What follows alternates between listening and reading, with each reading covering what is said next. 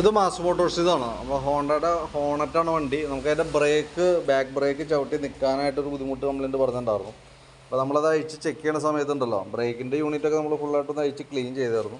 പക്ഷേ അതിൻ്റെ പ്രോബ്ലം ഈ വരുന്ന റിസർവ് ടാങ്കിൻ്റെയാണ്. അതിനകത്ത് ഈ സൈഡ് നമുക്ക് ഇങ്ങനെ ഇരിക്കുമ്പോൾ നമുക്ക് കാണാൻ പറ്റില്ല, അറിയാൻ പറ്റില്ല സംഭവം. അതിൻ്റെ ഈ ബാക്ക് സൈഡ് ഇവിടെ ദ്രവിച്ച് പോയേക്കാം. അതായത് പ്ലാസ്റ്റിക്കിൻ്റെയാണ് ഈ സൈഡ് ദ്രവിച്ച് പൊട്ടിയിട്ട് അതിൻ്റെ ഉള്ളിൽ കൂടെ ഫ്ലൂയിഡ് പോയേക്കാണ്.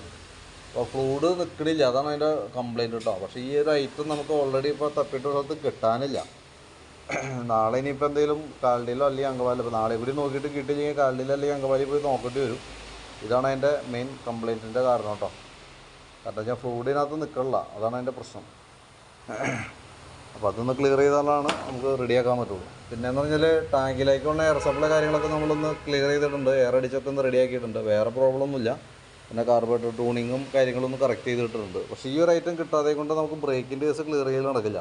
ഇനിയിപ്പോൾ ഇതിൻ്റെ തന്നെ കിട്ടിയില്ല എന്നുണ്ടെങ്കിൽ വേറെ ഏതെങ്കിലും വണ്ടിയുടെ മാച്ച് ആകുന്നുണ്ടെങ്കിൽ ആ രീതിയിൽ എടുക്കേണ്ടതായിട്ട് വരും. അതാണ് അവസ്ഥ കേട്ടോ. എന്തായാലും നമ്മളൊന്ന് ഒന്നുകൂടി ഒന്ന് ട്രൈ ചെയ്ത് നോക്കാം, നോക്കിയിട്ട് വിളിക്കാം. ഓക്കെ.